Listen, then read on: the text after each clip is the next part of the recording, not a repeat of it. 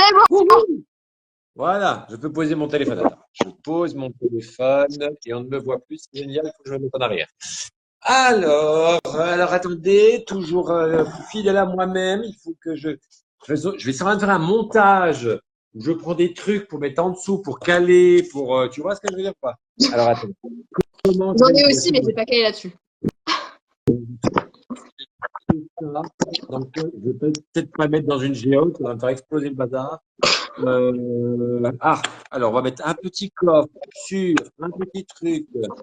Alors, est-ce que ça marche? Pas du tout. Ça va glisser, ça va tomber. Alors, si je retire des feuilles et que je le mets, On va investir en attends, entretien. je mets des feuilles derrière le téléphone. Ça marche pas. J'ai toujours très, très au point. Oui, toujours. Le mot-clé, c'est le Alors, système D.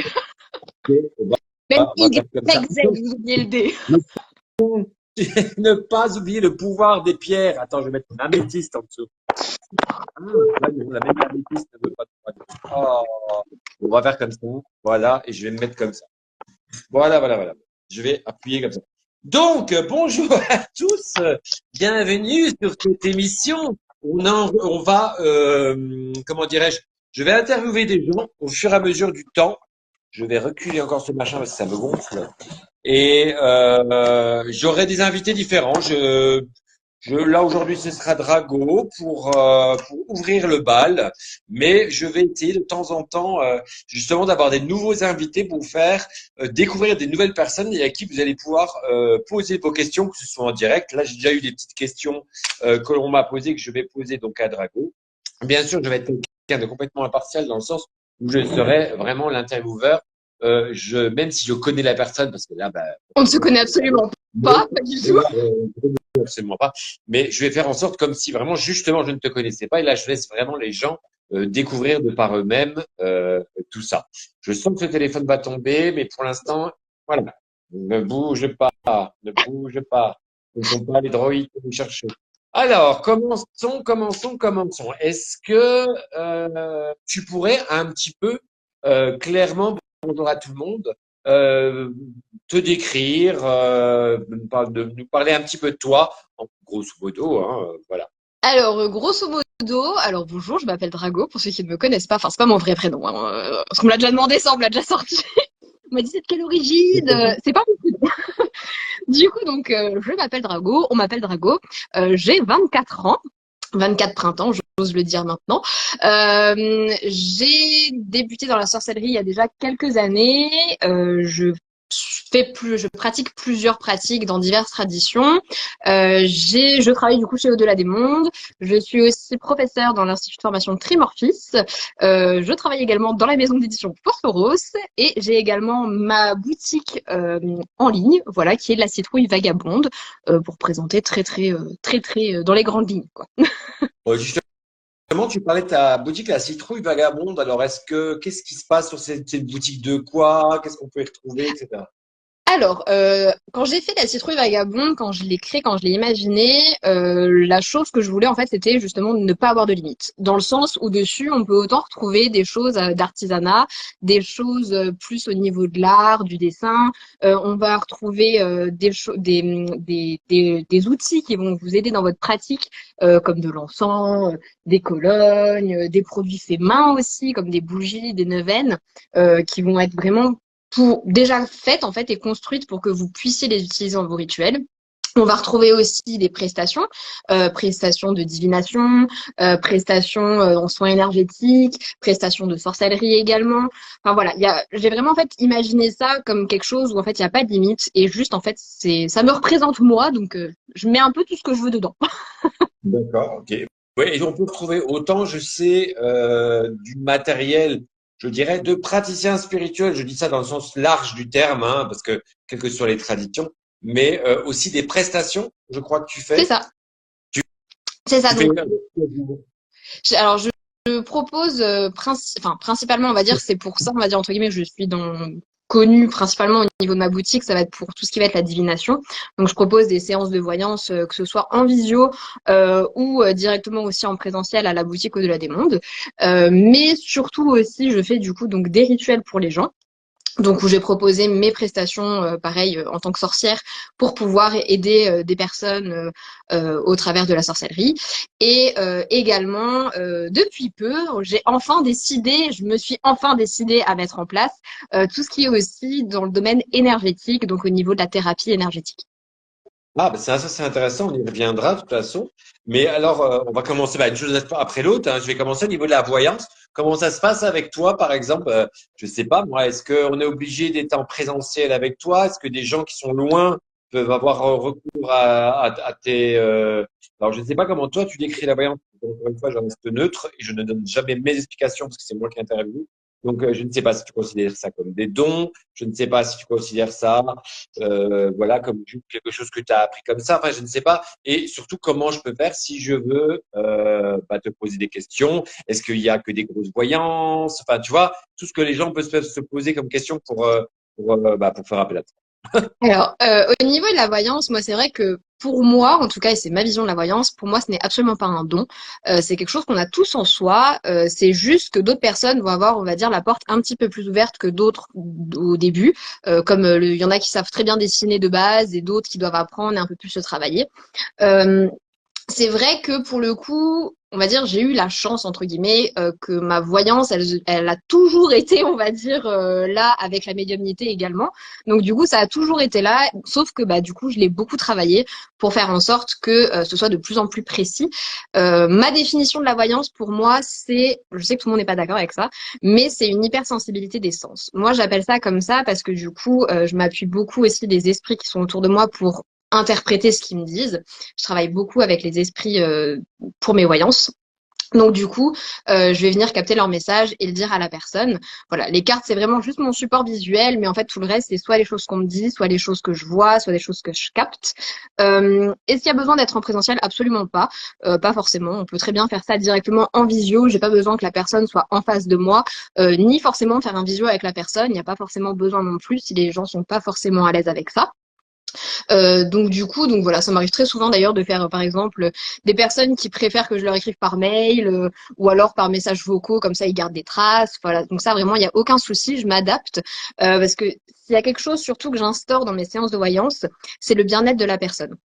J'ai horreur, mais j'ai horreur des voyants qui sont fatalistes à souhait, qui sont là juste pour en foutre plein la gueule des gens, que les gens repartent, ils sont stressés comme je sais pas quoi, parce qu'ils ont peur que grand-mamie tombe dans les escaliers ou que je ne sais quoi arrive à leur chien. Ça, c'est un truc que je déteste par-dessus tout. Donc, du coup, je veux avant tout que les personnes avec moi soient à l'aise. On prend un moment comme si on va chez l'esthéticienne, par exemple. On se pose, on papote, on rigole. Voilà, c'est vraiment un moment qu'on prend pour soi. Et pour moi, c'est vraiment très, très important. Même quand c'est sûr, il y a des choses qui sont pas forcément positives, entre guillemets, qui nous tombent dessus comme ça. Bah, il y a toujours une manière de venir voir les choses et de voir aussi comment on va venir les entreprendre, comment est-ce qu'on peut venir les contrer, nanani, nanana. Il y a toujours, voilà, tout plein de petites choses. Et au niveau, du coup, donc, de ce que je propose, soit je propose des séances d'1 heure en visio, ou en présentiel, soit si on n'a qu'une seule question et qu'on n'a pas besoin d'avoir une voyance complète, bah, une seule question et puis voilà. Et tout ça, ça va être sur ton site alors? Ouais, j'ai tout sur mon site internet. Vous avez ça dans la rubrique la meuf qui connaît très bien son site. Prestation de voyance, prestation de divination. Tu parlais tout à l'heure que je reprends au fur et à mesure ce que tu disais, que parfois tu utilisais ta voyance avec les esprits, donc tu n'es pas, si on vraiment on va dans le sens propre du terme, que voyant, tu es médium aussi, alors tu as des C'est ça. contacts avec les défunts, des choses comme ça. C'est ça, donc avec les défunts, avec les esprits de manière générale, en fonction de comment on les appelle, tout ça. Mais voilà, j'ai toujours depuis toute petite eu une approche, on va dire, assez spéciale avec le monde invisible, si je peux dire ça comme ça, pour que ça parle un peu à tout le monde. Et au départ avec les défunts.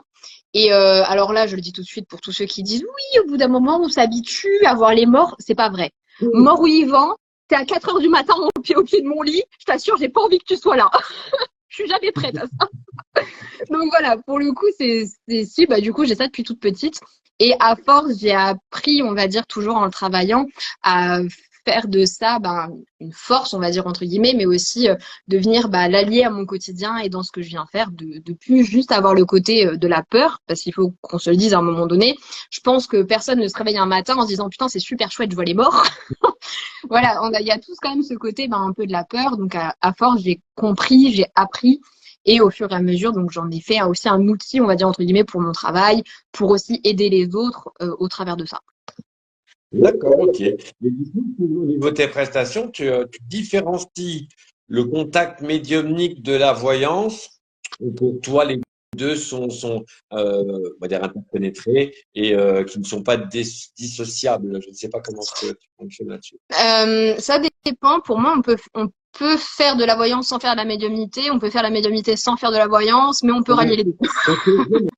Justement, parce que, imaginons, Christine veut faire, veut parler à sa tati Yvonne, tu vois ce que je veux dire? Donc là, de ce côté-là, si quelqu'un, on peut te contacter directement pour avoir un contact, contact des morts, Ouais, ouais. si je peux dire comme ça, un contact médiumnique, quoi. Alors, c'est vrai que du coup, si je fais une séance avec la personne et que j'ai un défunt qui vient, le défunt il vient, il laisse on va dire entre guillemets son message et puis voilà, je vais pas le repousser ou quoi que ce soit.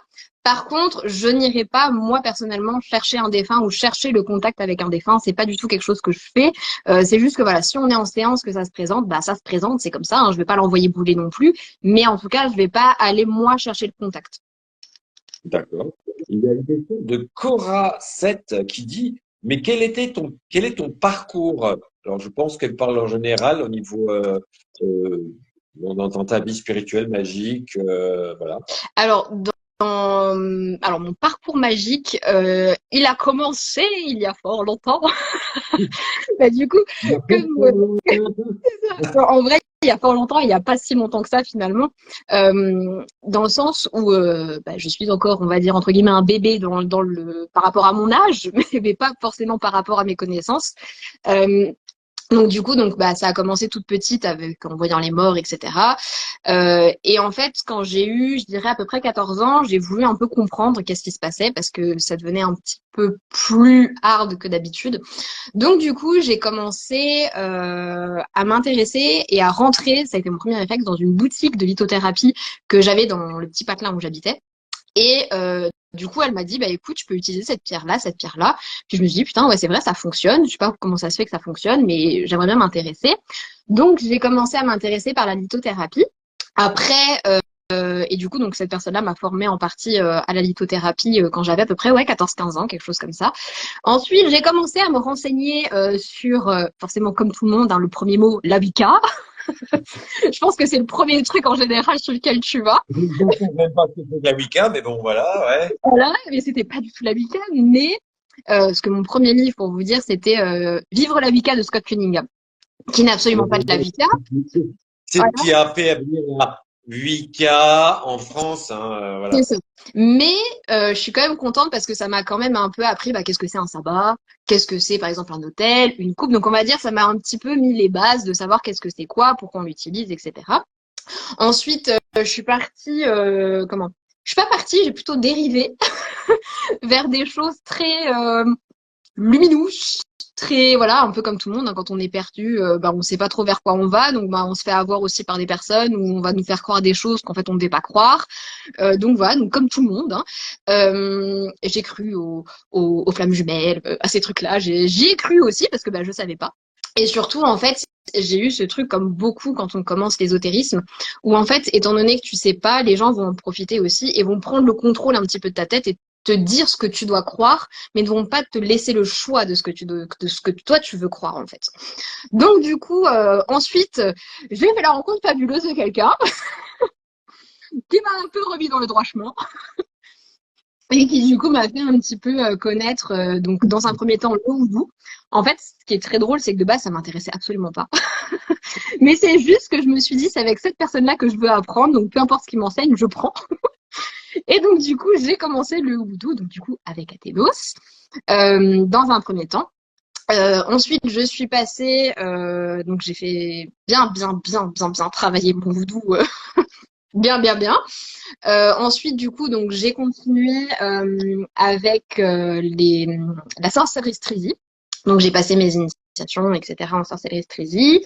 J'ai aussi beaucoup travaillé au niveau de la magie des ancêtres, au niveau du contact avec les ancêtres aussi. Ensuite, je réfléchis à qu'est-ce que j'ai fait d'autre. C'est affolant. Ensuite, j'ai également commencé du coup donc avec la magie des pirates. J'ai aussi commencé avec la spiritualité haïtienne. Je suis aussi du coup allée après un petit peu du côté de la magie écatienne, la magie élémentaire, et du coup donc plus récemment on va dire entre guillemets que les autres au niveau de l'énergétique. Voilà. D'accord. Ça fait déjà un riche parcours du haut de tes 24 ans, hein, parce que il y en a beaucoup qui voudraient en arriver là. Et comme tu dis, si tes expériences n'ont pas été que livresques, tu vois, genre, j'ai appris la magie arabe, la magie vaudou. Quoi, parce qu'elle a 2 livres dans sa bibliothèque, tu vois, c'est Alors, la différence. c'est que de la pratique, Euh, enfin pratique théorie, mais beaucoup de pratique. oui, bah, t'as pas été. Justement, on en reviendra parce que je vois qu'il y a beaucoup de gens qui posent des questions sur la magie des pirates, etc. Tout est marqué dans mon petit papier. D'ailleurs, tu es très discrète, je le sais là-dessus. Et je sais pourquoi, parce que bon, moi, vous me connaissez, j'ai une grande gueule et je n'en ai rien à foutre de ce que les gens peuvent penser. Mais tu es très discrète sur ton parcours aussi, hein, dans la magie vaudou, la magie haïtienne, qui te tient énormément à cœur, qui est une très belle pratique et que, voilà, c'est vrai qu'on n'ose pas beaucoup en parler parce qu'on est blanc, on a peur beaucoup de l'appropriation culturelle, etc. Il n'y a pas d'appropriation culturelle tu connais dire, tu as été initié par des Haïtiens, donc c'est pas genre un matin tu t'es réveillé en disant coucou, je suis une mambo. Voilà.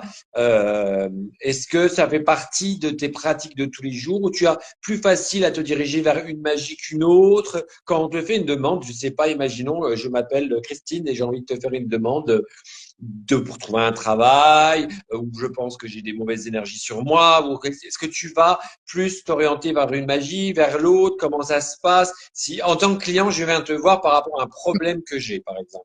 Alors, bah, c'est pour ça qu'en fait, notamment quand on a plusieurs pratiques, et de toute manière, avant chaque rituel, il faut faire, on va dire, entre guillemets, un diagnostic de la personne, parce que, bah, on va dire, on sait jamais, on va dire, sur quelle base on va venir travailler.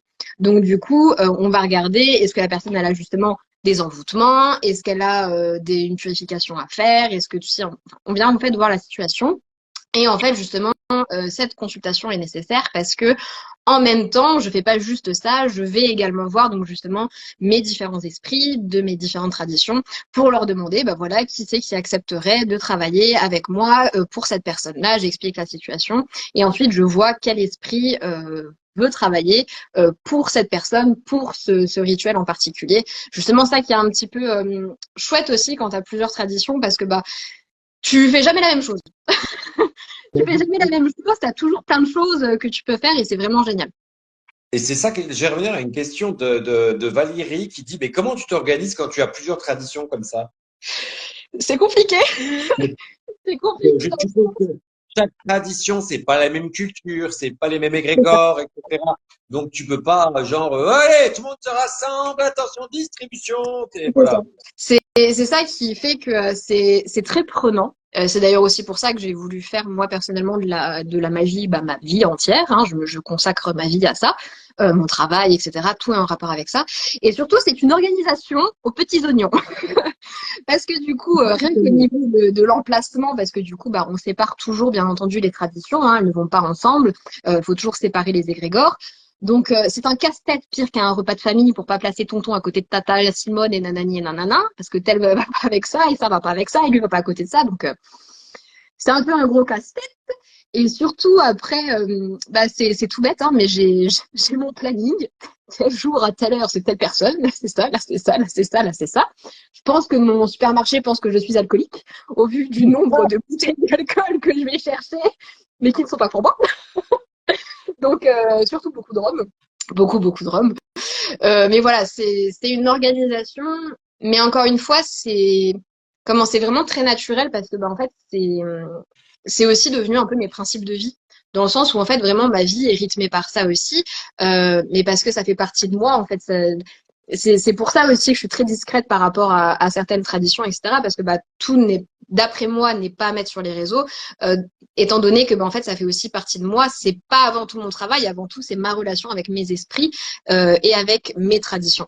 Donc du coup, c'est J'allais te dire, derrière, il y a une question qui a été me posée, c'est pourquoi ne pas tout montrer sur les réseaux sociaux, par exemple? bah justement pour cette raison, parce que je pense qu'avant tout, si on commence dans ce cheminement-là, c'est aussi pour notre relation avec, enfin, avec notre foi, parce que bah, la foi, c'est dans ce qu'on va croire. Et du coup, c'est vrai qu'il y a ce côté de bah, j'ai aussi mes relations avec certains esprits. Il y en a certains que je montre, donc Lilith qui adore forcément être montrée, voilà, devant tout le monde, forcément. Donc je montre des fois quelques petits parcelles d'hôtels, etc. Mais on va dire je montrerai, je pense jamais vraiment le fond de ma pratique parce que je pense que c'est quelque chose qui m'appartient et c'est ça avant tout ma magie, c'est que ça m'appartient à moi. Merci, et je vois quelqu'un qui a marqué. Ça fait tellement plaisir de voir de vrais praticiens. Merci, une bouffée d'oxygène dans ce foutoir ésotérique. C'est très, très gentil en tout cas. Mais tiens, je reviens ainsi à de ta vie de tous les jours, parce que l'interview tourne autour de toi aujourd'hui. Et tu es à la tard. Ton compagnon n'est pas du tout dans la magie, lui, justement, par rapport à ta vie de tous les jours. C'est ça qui est intéressant. C'est on est toujours les gens disent non, non, on peut pas savoir, mais si, c'est Secret Story, c'est ce que tu veux. C'est nous, c'est pas les ch'tis en Bretagne, mais c'est les sorciers. Ah, il sera bientôt, tiens, en Bien en Bretagne. Bretagne. On ira bientôt, c'est les Lorrains en Bretagne. Comment ça se passe au niveau de ta vie? Donc ton compagnon, lui, n'est pas du tout dans la sorcellerie. Est-ce qu'il accepte parfaitement? Comment ça se passe? Alors, j'ai la chance vraiment d'avoir un compagnon pour le coup qui est très très ouvert, qui pour le coup alors n'est pas du tout là-dedans, qui ne croit même pas forcément. Bon, même s'il y a des petits trucs qu'il a vus, au final il est en mode pourquoi la poignée elle bouge tout seul, il y a personne derrière. Mais bon, voilà des petits trucs normaux. Mais surtout, ce qui est très bien, c'est que là-dessus on s'est bien trouvé entre guillemets, c'est que l'un accepte la vision de l'autre, et c'est ça qui est important. Et pour le coup, bon, j'avoue que peut-être il y a un petit peu beaucoup d'hôtels dans la maison. Non. Chouïa, mais non, franchement, il respecte beaucoup. Et surtout, je ne vais pas lui imposer mes croyances. C'est surtout ça aussi. Donc, à part, par exemple, peut-être pour certains sabbats, par exemple, je lui propose, par exemple, à Halloween, moi, je lui dis, bah voilà, si tu veux mettre un de tes esprits, un de tes ancêtres, que tu voudrais mettre là, voilà, on peut le mettre également sur la table, mais en aucun cas, je vais venir le forcer à quoi que ce soit avec mes croyances. Pour la bouffe, peut-être éventuellement pour les sabbats, tu peux lui dire, bah tiens, la Tatooine, tiens, ce serait bien peut-être soupe, la citrouille, Voilà, tu vois. c'est Voilà. ça, c'est vraiment plus pour la cuisine, on va dire. Là, par exemple, pour Ostara, je dis, bon, bah, faut qu'on fasse des œufs, etc. Ou alors, on va faire des crêpes, et nanani, nanana. Enfin, voilà, c'est tout des petites choses comme ça. Mais sinon, voilà, je vais jamais lui imposer ma pratique ou quoi que ce soit. C'est mes croyances, elles sont à moi et en aucun cas, je dois lui imposer quoi que ce soit. Oui, parce que je sais que bah, connaître très personnellement, il te laisse complètement libre dans le sens où tu es quand même toujours en voyage déjà à cause de tes pratiques, que ce soit au Canada, bah là, que ce soit de la Bretagne, que ce soit dans d'autres lieux, il te laisse vraiment librement aller faire tes formations, etc., à droite à gauche, quatre coins du globe. Oui, tout à fait, même quand bah, justement quand on est parti au Canada pour mes initiations ou quoi que ce soit, pour ça il n'y a aucun souci. Et vraiment, c'est tant que c'est quelque chose qui me parle et qui me rend heureuse, lui il lui en faut pas plus. Hein, donc Je rappelle juste que Madame revient de New York après avoir été au Canada, elle va partir au Japon, elle revient par une salope. Et alors, tiens, question importante, où peut-on te contacter? alors soit directement sur Instagram, tout simplement. Donc sur Dragomir Valdès ou sur la citrouille vagabonde, ou alors bah, directement sur mon site internet, il y a tous mes contacts par mail, etc. Alors il y a juste le téléphone où j'avoue je ne réponds pas aux appels parce qu'entre les démarcheurs dans tous les sens, les harcèlements, parce que j'ai déjà eu des harcèlements de clients aussi des fois, donc voilà, on laisse un petit message, je rappelle après, mais je réponds plus nécessairement tout de suite au téléphone. Alors, un truc qui m'a été posé par Lucie qui disait, je trouve qu'en ce moment, les rayons ésotériques sont en pauvreté spirituelle. Qu'est-ce que tu en penses?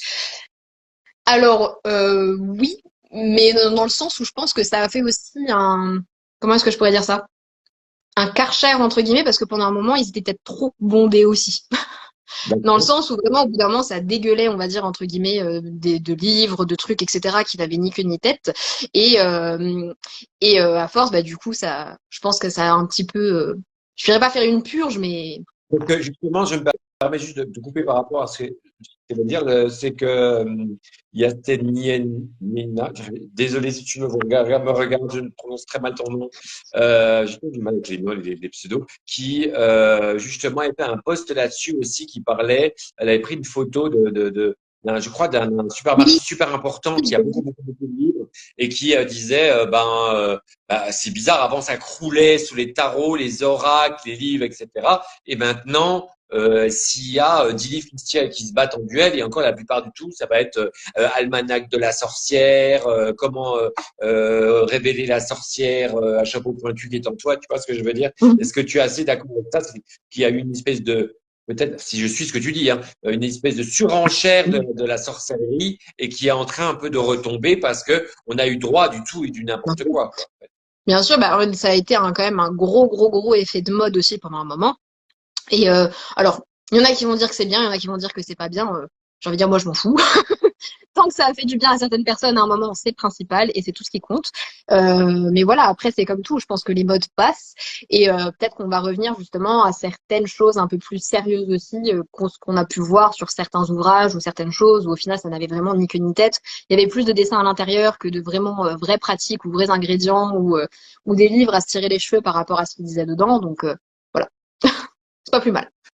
Parce qu'il faut, c'est vrai que ce que tu dis, il faut le dire aux gens aussi, il faut qu'il y ait un équilibre. Parce qu'on a le côté, désolé, un peu le côté vieux con des années 2000, 90, où il faut absolument, si tu ne parles pas de Papus, de Nicolas Lévy et d'Agrippa, t'es nul, il n'y a que ça qui va. Et tu as le côté moderne qui va beaucoup s'inspirer de la littérature anglo-saxonne, américaine, avec justement tous ces jeunes praticiens qui ont énormément d'idées. Enfin, moi, je sais que je suis un ancien quand même, ça fait quand même 35 ans que je suis là-dedans.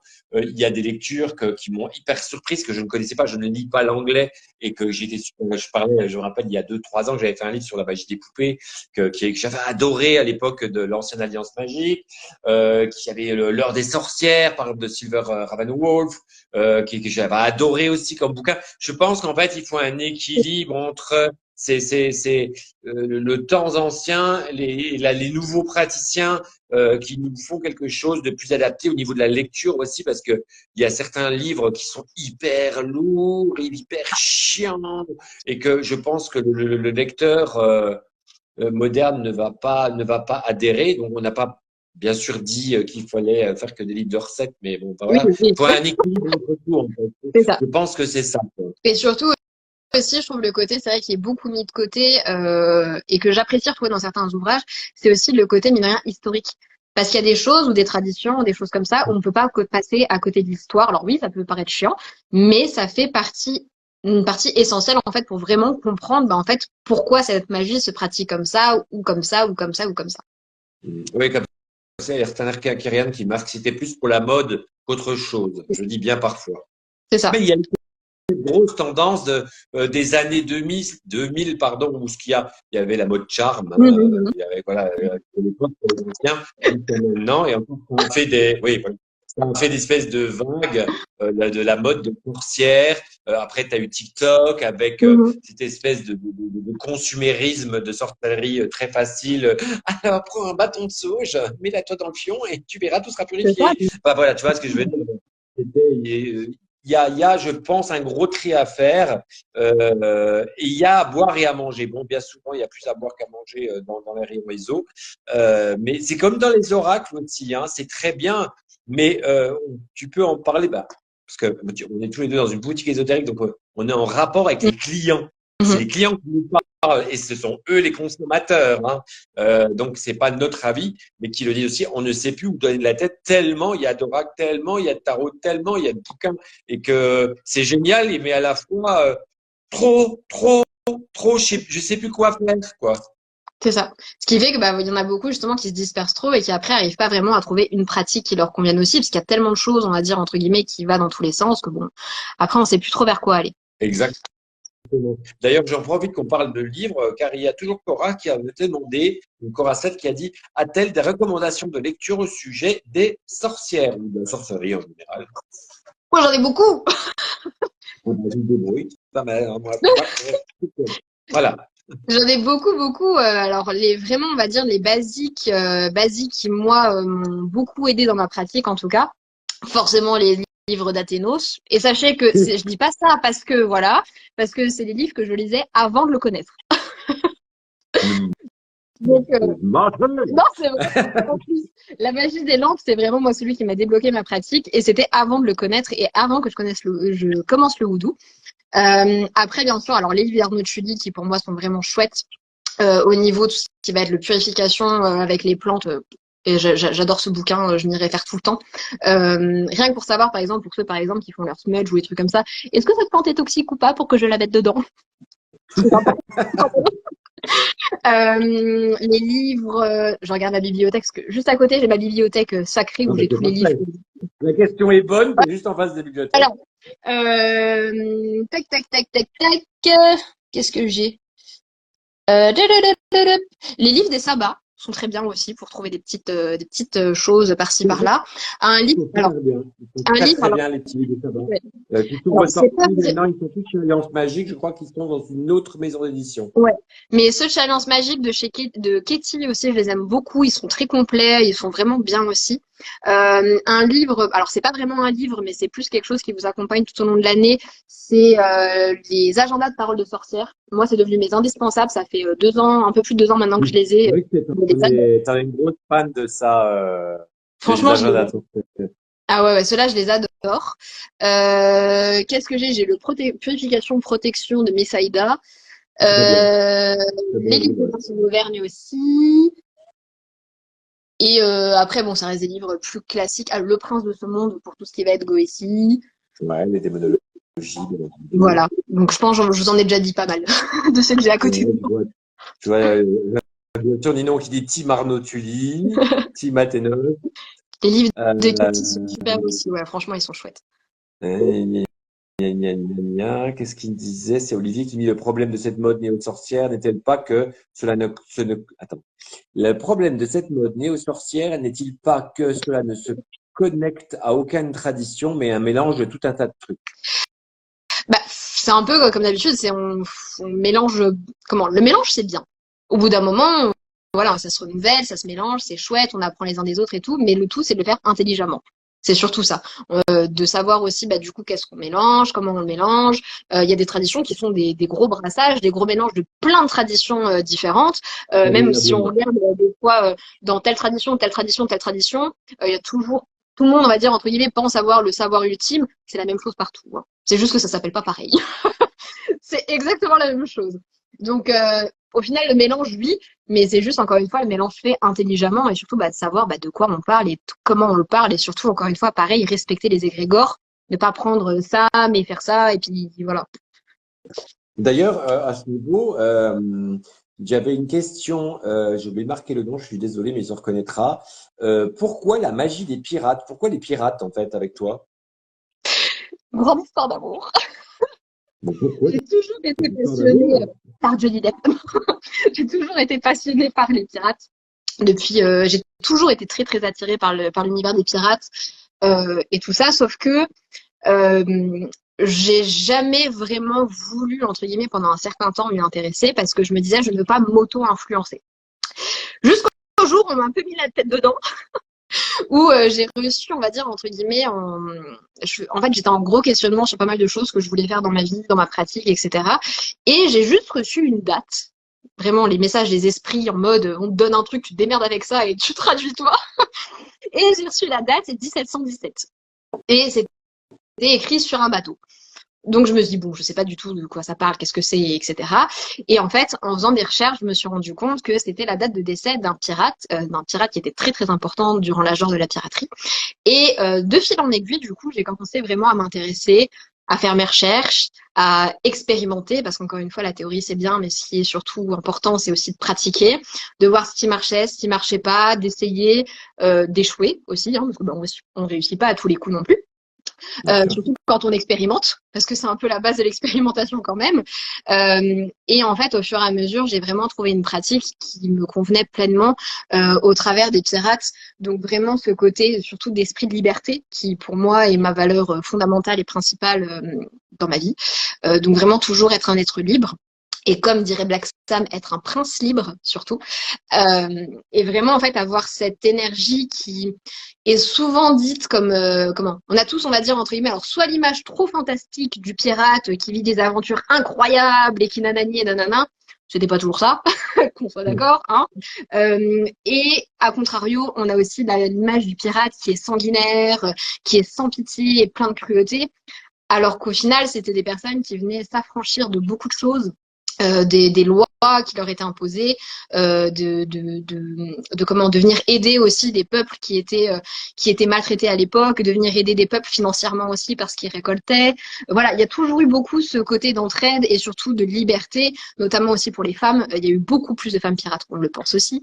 Donc voilà, pour moi, j'ai vraiment trouvé en fait quelque chose où ça collait enfin, ça collait parfaitement avec mes valeurs et de fil en aiguille, ça a vraiment été une pratique qui, pour moi, est Encore une fois, on est très loin du cliché hollywoodien et de ce que les gens pensent en général. oui. Là, je vois comme du moldu, tu sais, qui voit une poupée quand il cherche, il dit, oh, une poupée vaudou, alors que ça n'a rien à voir avec le vaudou. C'est un peu pareil pour le pirate, la piraterie, d'après ce que tu en dis. Ça n'a rien à voir avec tout ce que l'on pense, et tous les clichés qu'on a en tête, etc., en fait. Bah, il y a des choses qui se rejoignent hein, quand même, parce que bah, c'est vrai qu'on va dire, il y avait quand même des aventures ou des choses comme ça, mais ça reste quelque chose de très minime. Par exemple, si un pirate, il restait à peu près plus de 2 ans dans la piraterie, c'était déjà très Oui, bien. c'est un truc qui est étonnant parce qu'on s'imagine quand on les voit à la télé justement que genre le mec il s'est engagé dans la piraterie à 19 ans, il a continué jusqu'à ses 50 ans, tu vois ce que Non, je veux dire? c'est ça, c'est très très rare parce que justement, et encore une fois, c'est en étudiant l'histoire qu'on comprend. Bah finalement, en fait, pareil, aussi après, quand on est en contact avec ces esprits-là, on comprend aussi un peu leur tempérament, etc. Mais voilà, c'est pas du tout. C'est vraiment la plupart du temps, c'était des personnes soit qui étaient enrôlées dans la piraterie parce que bah c'était des classes sociales qui étaient pauvres, parce que c'était des personnes aussi, par exemple des esclaves qui venaient s'affranchir et pour trouver la liberté, bah du coup ils partaient dans la piraterie aussi pour être libres. Enfin voilà, il y a tout plein de choses. En fait, c'est vraiment cet esprit de liberté et d'affranchissement de beaucoup de personnes, des pauvres, des classes sociales minoritaires, de plein de choses. C'est très intéressant à étudier. Mais par contre, il faut être accroché en politique parce que comprendre la politique du XVIIIe siècle, je vous assure, c'est un bordel, mais sans nom. Ce qu'il faut retenir, c'est que les Espagnols, les Anglais, les Français ne s'aiment pas. Voilà. Mais c'est un peu, tu vois, il y a toute la politique qui s'est mêlée à la religion, qui s'est mêlée à plein de choses. C'est comme si tu aimes, je sais pas, tu t'intéresses au culte romain, tu ne peux pas t'intéresser au culte romain si tu ne t'intéresses pas à la politique. C'est impossible, c'est indissociable.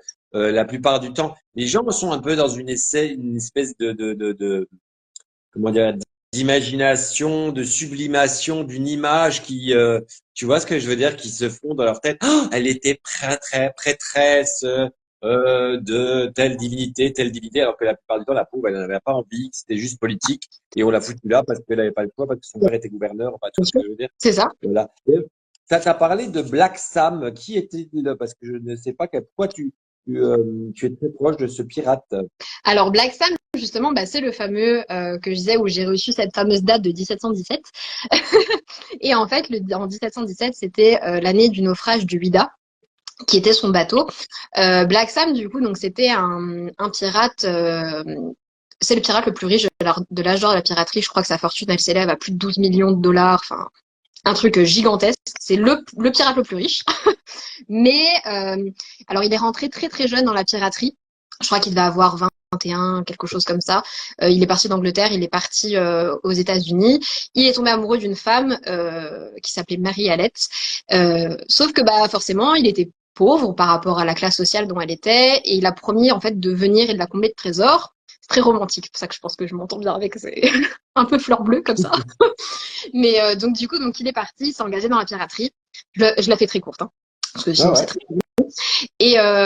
Et donc du coup, donc il a passé à peu près 3 ans en mer, et surtout en fait lui, ses grandes valeurs, c'était la liberté de tous. Il était appelé le prince des voleurs, le prince des pirates, le prince libre. Il a fait un grand discours justement qui est très très connu dans l'univers de la piraterie, où il dit que justement les riches volent les pauvres sous couvert de la loi, alors que eux volent les riches sous le seul couvert de leur courage.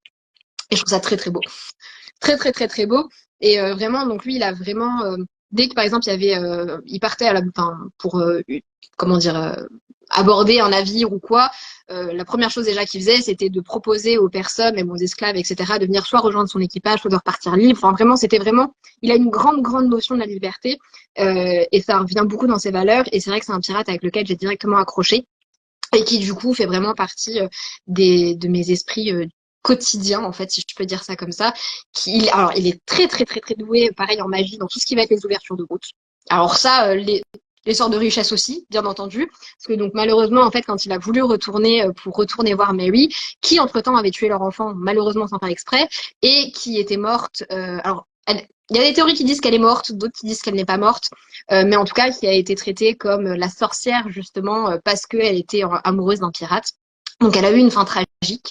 Et au moment où lui s'apprêtait à venir retourner auprès d'elle, le navire a fait un naufrage et il n'a jamais été retrouvé. Il y a quelques années, on pense avoir retrouvé une de ses hanches dans le navire, mais on n'est pas sûr. Donc voilà. Donc pour le coup, Il y des a, il y a le boudoir roux Lyon qui demande, la piraterie peut-elle être comparée à la vie de forain, genre bouger pour survivre? Alors, il y a un peu de ça, mais alors, je sais pas vraiment si on peut comparer parce que j'avoue que je connais pas vraiment la vie de forains. Mais c'est vrai que la piraterie, il y a vraiment ce côté plus, on va dire, entre guillemets, comment, de survie aussi. De survie, mais surtout, encore une fois, pareil, de prendre aux riches, en fait, ce qu'on nous a pris. D'accord. Et mon dernier, je passe vraiment d'un sujet à l'autre, mais je relis les questions, c'était la dernière question que j'avais. C'est une chose que tu ne parles jamais, et puis moi je ne le vois jamais sur tes réseaux sociaux, et c'est le moment, moi je pense, de s'affirmer, c'est que tu travailles aussi dans l'énergétique, tout le monde te connaît seul. Ah, C'est ouais, bon. ça a coupé, je sais pas, j'étais là comme un idiot en train de parler tout seul devant ma caméra, Je et ne tout, voulais pas ça a de la bloqué. révélation énergétique. Mais j'ai vite quand même enregistré vite fait qu'on avait fait avant, parce que sinon, voilà. Par contre, moi, je te vois pas. Bah, c'est normal. S'il y a Tu que me vois pas? ou pas, ou si les autres, est-ce que tout le monde le voit? Moi, je sais pas, je te vois pas. Ah, je me Moi, je me vois. demandais si c'était moi qui buguais. Ah ben non. Tu me vois? Personne ne me voit? Tu m'entends ou pas? Moi, je t'entends, ouais. Mais Mais juste, tu je me te vois vois pas. pas? Non. Bah, je me vois, moi. Moi, je vois. Ah, Ninon, elle voit. Bon, bah, Bon, à la limite, tu t'en fous de pas me voir, hein. Donc, voilà. je vois, c'est Bah, tous les jours. voilà, c'est ça. Regarde-toi, admire-toi. C'est tout ce qui compte. Là, tout le monde me voit sauf toi. Ah ben, c'est Regarde. symbolique, tout ça. C'est symbolique. Tu me vois déjà plus. Enfin. Non, bah, en tout cas, on va pas éterniser, c'était juste principalement pour vous êtes visible, c'est bien. Le- C'était ça principalement pour, on a parlé un peu près de tout. Là, on va être un peu, la parole est au public, cher public. Donc, si vous avez des questions à poser à Drago, donc moi, je ne suis que l'intervenant, hein, je n'existe pas. Donc, si vous avez des questions à poser sur Drago, sur ses pratiques, sur des questions sur sa vie, je sais pas, ce que vous voulez. Ce que j'ai mangé ce matin N'hésitez au pas, elle est petit-déj. là, on est là encore pour 10 petites minutes. N'hésitez pas à poser les questions. Vous avez compris toutes ces pratiques sur la citrouille vagabonde. Maintenant, on attend vivement vos questions. Tin, tin, tin, tin. Eh bien, non, pas de questions. Ok. Oui, bonjour, on n'a rien entendu sur les Ah, soins, oui, c'est c'est vrai. vrai. Tu as parlé des soins énergétiques que tu faisais. Alors, les soins énergétiques, alors, ils vont se mettre en place petit à petit. Je vais pas tout mettre d'un coup. Mais là, les premiers, du coup, donc, ils vont être disponibles. Donc là, ils sont déjà disponibles en ligne. Par contre, pour le moment, c'est des soins qui se font seulement en présentiel à la boutique de Metz. Et actuellement, je propose du coup donc des soins en cristallothérapie pour venir vraiment en fait comment est-ce que je pourrais dire rééquilibrer les chakras, nettoyer l'aura, le réparer, faire en sorte que vous ayez une bonne hygiène énergétique qui vient se refaire. Donc on va venir remonter aussi le taux vibratoire, etc. Enfin bref, on vous fait un bon petit coup de Karcher parce que bah comme je dis toujours, c'est vrai que notre corps, qu'il soit énergétique ou physique, c'est notre véhicule. C'est notre véhicule de tous les jours. Donc forcément, bah, si le moteur il est dégueulasse, bah, au bout d'un moment, on a un peu du mal à le faire fonctionner. Donc du coup, un petit nettoyage, petite révision technique de temps en temps, ça fait pas de mal. D'accord. C'est quoi la cristallothérapie? Alors la cristallothérapie, c'est une technique en fait qu'on va venir utiliser en soin énergétique qui va venir se pratiquer avec le cristal de roche. Et du coup, ça va vraiment nous permettre d'utiliser à la fois les énergies cosmiques et telluriques pour venir du coup faire des soins à une personne et faire en sorte de, comme je disais, donc soit de venir réaligner les chakras, voir s'il y a des dysfonctionnements, réparer l'aura, recoudre l'aura aussi, parce que oui, vous pouvez avoir un aura déchiré. Ça arrive plus souvent qu'on ne le croit. Donc on vient réparer tout ça, on vient faire un massage de l'aura, etc. Oui, c'est pour ceux d'où qui pourrait arriver, par exemple, tu parles des trous dans l'aura et tout ça. Quelqu'un qui a, mais je comprends pas, je suis hyper épuisé, j'ai beau dormir, j'arrive pas à récupérer, etc. Ça viendrait peut-être, j'ai dit de là ou des trucs comme ça alors. Parce que je voulais C'est ça. savoir quels seraient les bénéfices justement de faire un soin thérapeutique par rapport au Bah, cristallothérapie. ça va être encore une fois, alors bien sûr, on va pas venir agir sur la santé. Ça, on va voir un professionnel de santé, donc tout ce qui est santé, etc. Bien sûr, on n'y touche pas. Mais ça va être, voilà, dès que vous sentez que vous avez une baisse d'énergie ou quelque chose comme ça peut être lié à tout simplement quelque chose d'énergétique.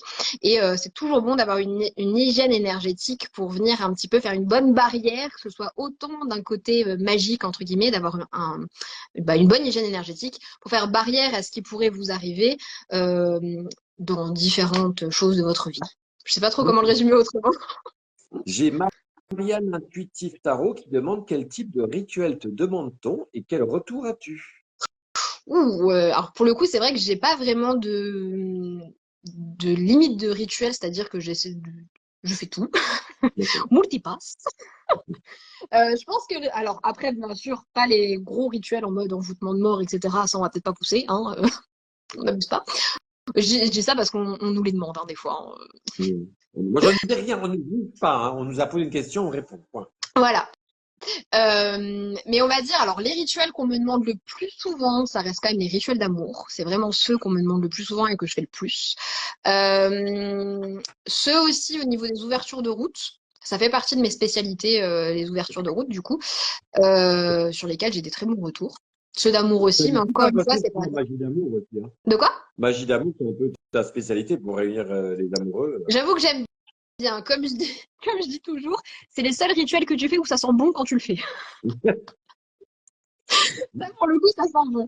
Mais ouais, non, pour le coup, la magie d'amour, j'ai des bons résultats, très bons résultats aussi. Mais encore une fois, c'est toujours pareil, il faut que la personne aussi entre guillemets, engage aussi la magie de son côté. C'est sûr que si tu fais un rituel pour demander l'amour de quelqu'un, ou entre guillemets, trouver la grande amour, ou quelque chose comme ça, mais que la personne, elle reste sur son fauteuil ou quoi, ça va pas venir toquer à la porte, hein. Quoique, mais non. D'accord. Et la question, bien sûr, fatidique qu'on va retrouver dans 99% de la magie. Donc, c'est ce que tu dis, ce que tu fais, par exemple, je sais pas, moi, Kevin qui veut faire revenir ou qui est tombé amoureux de Paul, de son voisin et qui veut le faire tomber amoureux. Est-ce que ça marche? Là, Alors, j'ai une début. ça dépend encore une fois. C'est pour ça du coup qu'on fait les consultations pré-rituelles avant. Parce que justement, quand je fais ma consultation pré-rituelle, comme je disais tout à l'heure, déjà je vais voir avec quel esprit je travaille, mais aussi je vois la situation telle qu'elle est. Et aussi plus tard, donc au niveau de l'avenir, qu'est-ce que ça nous réserve? Est-ce que ce rituel peut fonctionner pour venir approcher ou quoi? Dans le sens où si je vois pendant ma pré-consultation, parce que comme d'habitude, les clients peuvent nous dire tout et n'importe quoi. Ils peuvent nous dire non, mais oui, mais bien sûr, il m'aime encore, nanani, nanana. C'est pas vrai. Encore une fois, c'est juste pour que du coup on fasse quelque chose. Donc en fait, grâce à cette pré-consultation, je vois si en effet il y a encore de l'amour qui est possible, il y a encore de l'amour qui est là, voir s'il n'y a pas aussi eu un envoûtement qui fait que du coup, comme par hasard du jour au lendemain, le couple il se sépare, on ne sait pas ce qui se passe et nanani et nanana. Et en effet, si je vois qu'il y a une possibilité et qu'il y a quelque chose de bon qui en ressort, là, il n'y a aucun souci. Par contre, si je vois qu'en effet, c'est juste la manipulation, que c'est juste quelque chose pour forcer l'amour de quelqu'un, là, c'est hors de question et de toute manière, ça ne fonctionnera pas. D'accord.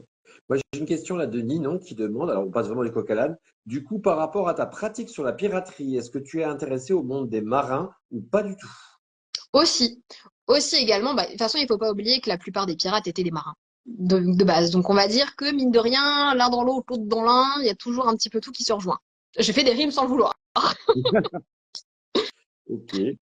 Alors voilà, j'attends, je regarde pour l'instant. Ah, pas de limite. Donc elle dit, ok, j'attends. Je n'ai pas vu le début du live, mais peux-tu rentrer en contact avec les défunts pour nous guider par rapport à notre chemin de vie? Demande la sorcière des merveilles. Alors, j'ai une prestation sur la citrouille vagabonde où du coup donc je propose une question en tirage avec les ancêtres, avec les défunts. Par contre, on va dire, je rentre pas véritablement en contact plus que ça. C'est-à-dire que je reste vraiment sur quelque chose de très léger en mode conseil, mais je fais pas vraiment un contact, on va dire entre guillemets spirit. D'accord.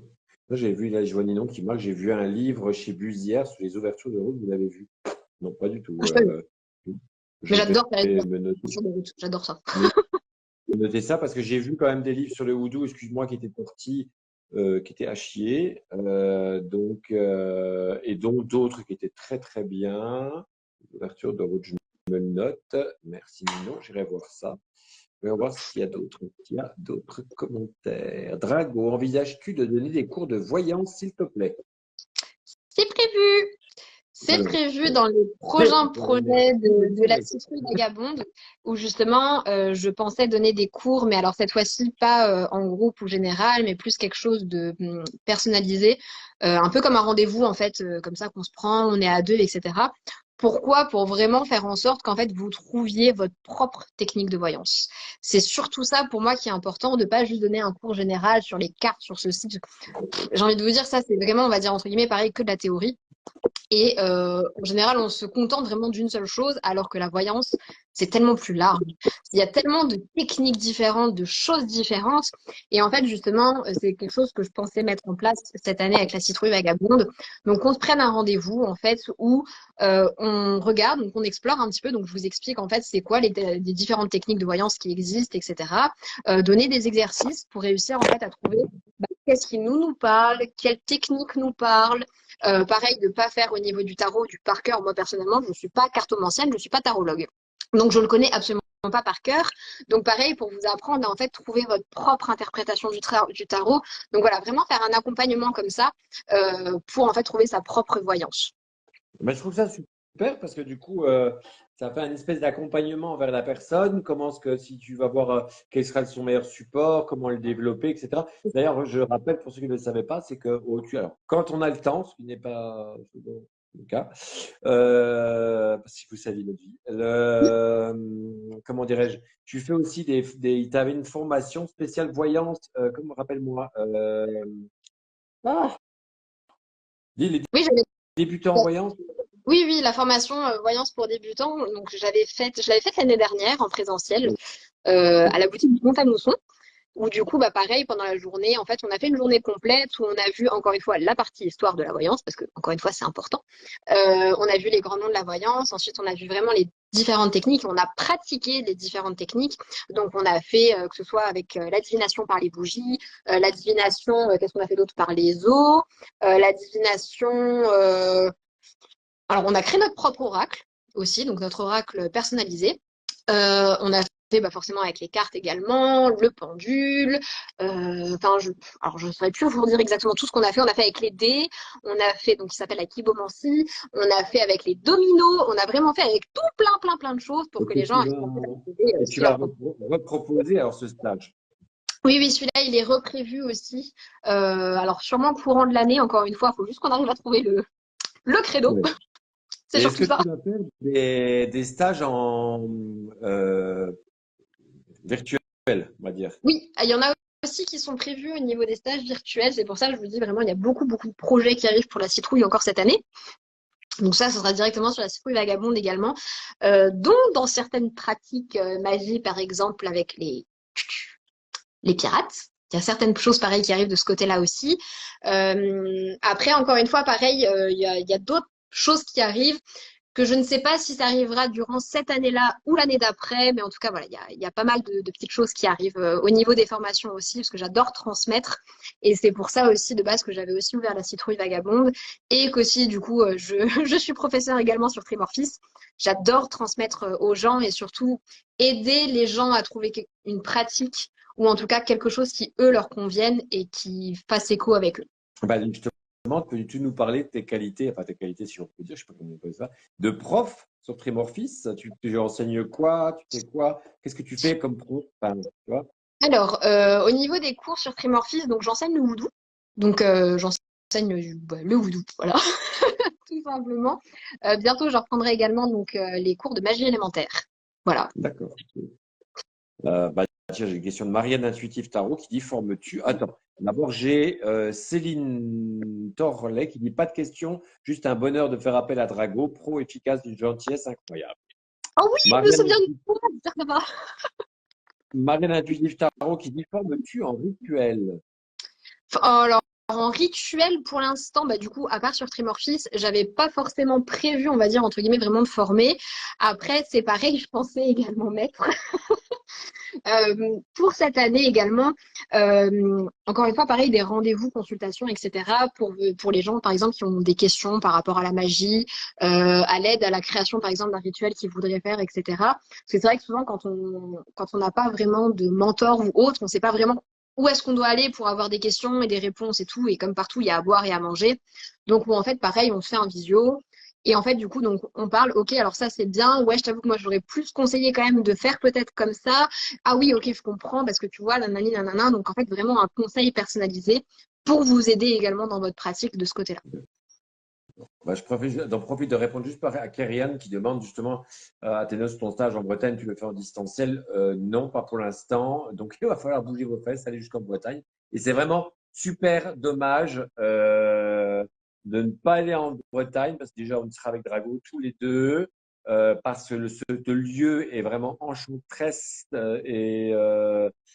comment dirais-je, c'est très rare que je sois là-bas et que je fasse un, dire un tel stage sur un tel lieu, surtout avec tout ce qu'on peut faire après, je me dis, allez, on va tous à Bretagne en boire un coup, allez. Et, Et le lieu est ouais, il va génial. falloir bouger un peu vos fêtes et vous dire que si vous devez faire 3-4 heures de route, ça vaut le coup. En plus, vous pouvez y dormir, il y a un très beau lieu où vous pouvez y dormir. Donc, ce serait vraiment bête de louper ça parce que ce ne sera pas avant, je ne sais pas combien de temps en tout cas. Surtout qu'en plus Euh, de le lieu, pour revenir à ce que tu disais, c'est un lieu qui a été bon, déjà fait par une personne formidable, mais surtout qui a été pensé énergétiquement parlant. Donc en fait, c'est vraiment, comment? On va dire c'est déjà très beau, mais en plus de ça, au niveau énergie et au niveau de ce que ça dégage, c'est encore mieux. alors là, j'enchaîne. Donc, moi, je pourrais répondre, mais c'est toi qui a interviewé. Qu'est-ce que c'est Trimorphis? Alors, C'est qu'est-ce que c'est Kyrian qui a un Trimorphis? peu de monde. Tu veux que je réponde ou tu réponds? Non, non, la réponse, c'est toi. Moi, je suis juste intervieweur. Je regarde les questions. Alors, Trimorphis, c'est un institut de formation d'art occulte, du coup, donc, qui a été créé par Athénos. Où en fait dedans donc on va venir donner différentes formations. Pour l'instant il y en a trois qui sont accessibles direct pour les personnes débutantes. Donc vous avez la goétie satanique du coup donc qui va être accessible, le houdou également et la magie élémentaire. Ce qui est important de savoir, du coup, c'est que vous avez d'autres portes après la magie élémentaire qui s'ouvrent par la suite, qui sont accessibles seulement si vous avez fait la magie élémentaire pour avoir de bonnes bases solides, à savoir, du coup, donc la sorcellerie Strisi qui s'ouvre après et également beaucoup plus loin quand même la magie des quatre. Nature sauvage qui demande une formation voyance sur Trimorphis. Ça pourrait peut-être, mais pourquoi pas? On a déjà tellement de trucs à faire que voilà. Alors, que pensez-vous de l'auteur? Je ne sais pas si tu connais, sinon je réponds. De l'auteur Patrick Guérin. Je connais le nom, mais comme ça me dit, je me souviens pas avoir lu de livre. Alors, Patrick Guérin était un mage extrêmement connu dans les années 90, qu'il était dans toutes les émissions de télévision à l'époque, où il faisait gonfler son ventre comme ça, où c'était un des premiers qui, avec les éditions Balsamo, à l'époque, il n'y avait pas Internet, hein, je me rappelle, c'était la préhistoire, il y avait les dinosaures et tout ça. Et nous, qu'est-ce qu'on faisait? On avait des catalogues et on commandait comme des braves. Hein. Vous n'aviez pas accès au quart de ce que vous aviez. Quand on avait un livre de magie, on était content. Donc, c'est lui qui a un peu popularisé comme ça. Il avait fait une espèce de catalogue où il vendait des livres de magie noire, de rituels, etc., etc., etc. Maintenant, je dirais que les livres qu'il fait sont des bons livres de business. Voilà. Alors, aïe, je viens de Bretagne. En plus, je suis breton, mais j'ai déménagé pour mes études. Ah bah, il faut y retourner le temps de la formation, Kyrian. Alors, à quoi vous sert l'eau de Floride, demande Ninon, dans vos pratiques à tous les deux? Moi, je réponds pas, c'est que elle. À tout, à Alors, tout, à tout. Ninon. Alors, Drago? De quoi? Bah, à quoi? Elle te demande, Ah Ninon, oui, à quoi vous sert l'eau de Floride dans vos j'ai dit à pratiques? tout, à tout pour le coup, l'autre Floride. Faire des pâtes, un steak, pour la bagnole. Voilà, Genre vraiment, je pense que quand tu commences avec l'eau de Floride, tu ne t'arrêtes plus avec l'eau de Floride. Ça sert à tout. Même à décoller les étiquettes sur les bouteilles. En plus, c'est Mais de vraiment, l'alcool. Donc, c'est vraiment un allié, mais de tous les jours pour la purification. Donc pour le coup, tu peux l'utiliser quand tu fais ton ménage pour venir purifier, mais aussi et surtout ramener les bonnes énergies et les bons esprits. Donc du coup, donc tu peux l'utiliser pour le ménage. J'ai même des clients d'ailleurs qui l'utilisent, qui le mettent dans le linge. Quand ils mettent dans la machine, ils mettent un petit bouchon également. Donc pour venir purifier le linge, les vêtements. On peut l'utiliser dans des bains, on peut l'utiliser directement sur soi. Moi, j'en ai toujours une petite fiole perso dans mon sac. Et comme ça, par exemple, si j'ai vu une personne ou que je vais dans un endroit qui est pas, enfin, que je sens pas super super, vraiment, j'en mets sur mes mains, je les vaporise, je le sens. Je le mets pareil au niveau de mon troisième œil.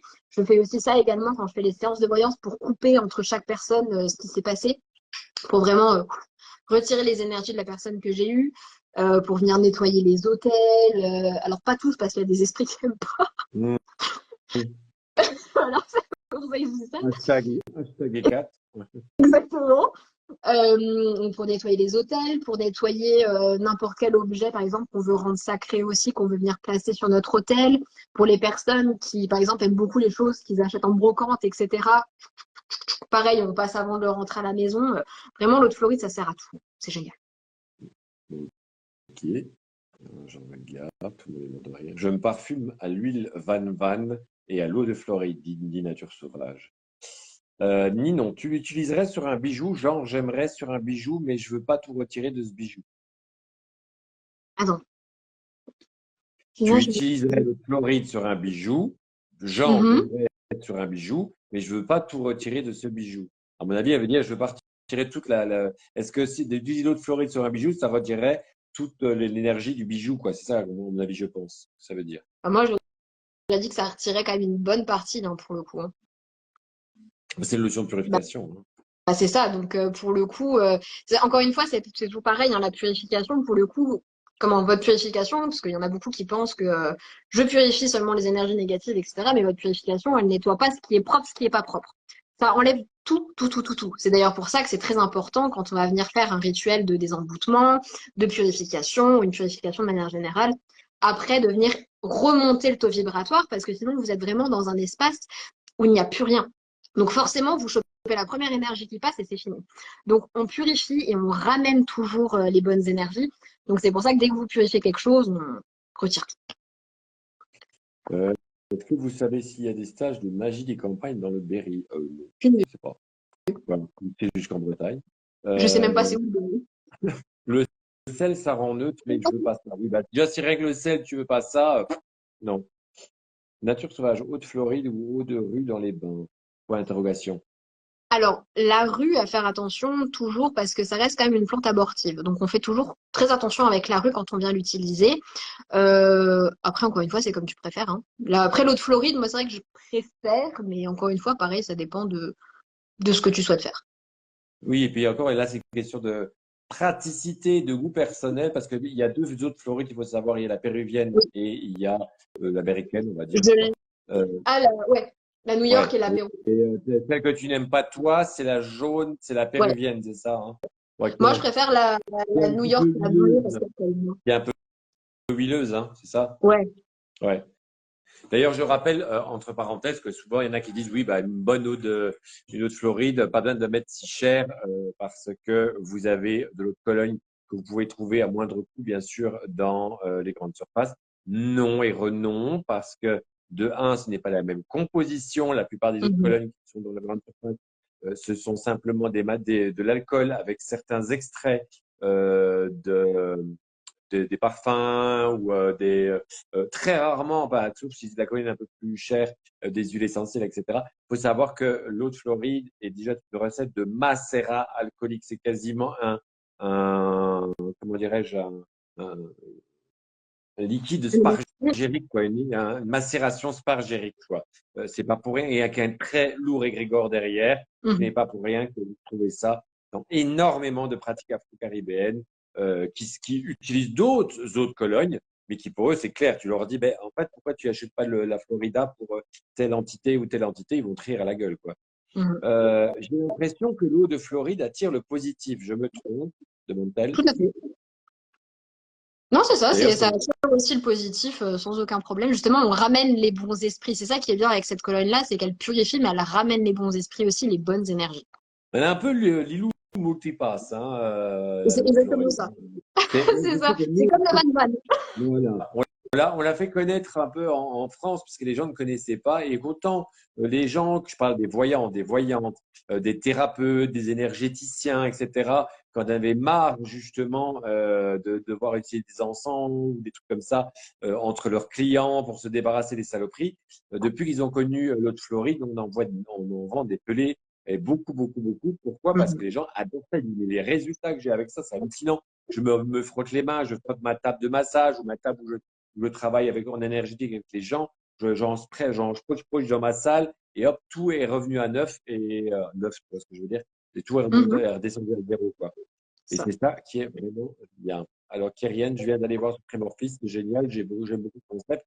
Pour ceux d'ailleurs, pour Trémorphis, les portes rouvrent au mois de mai, parce Mhm. qu'on n'ouvre que 2 fois par an pour l'instant. Écoutez, on va peut-être un peu vous laisser, hein, parce qu'on a quand même parlé. Quelle heure est-il? Voyons voir, 19h11. Oui, on a parlé quand même en bonne heure. Donc, cette vidéo, enfin, ces deux bouts de vidéo qu'on va essayer d'assembler, je ne sais pas si on y arrivera, seront remis sur YouTube. Donc, vous pouvez la regarder de nouveau. En attendant, sachez que je vais enregistrer. Je vais interviewer de temps en temps pas mal de personnes complètement différentes. Je pense d'ici une semaine ou deux pouvoir interviewer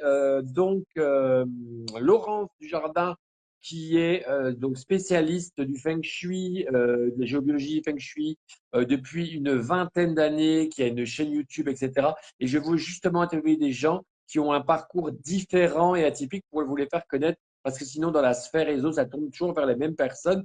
Et je trouve que c'est bien parce que vous découvrez plein de nouvelles choses. Voilà. Bah écoutez, passez tous une excellente soirée. Merci d'être venus près de nous.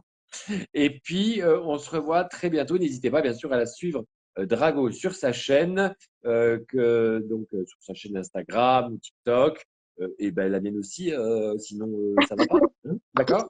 Et on se revoit très bientôt. Bisous, bisous. Merci encore à toi, Drago. Et à très Bisous. bientôt. Et filez pour regarder sur le site de Drago, la citrouille vagabonde. Bonne soirée à tous. Bisous, bisous.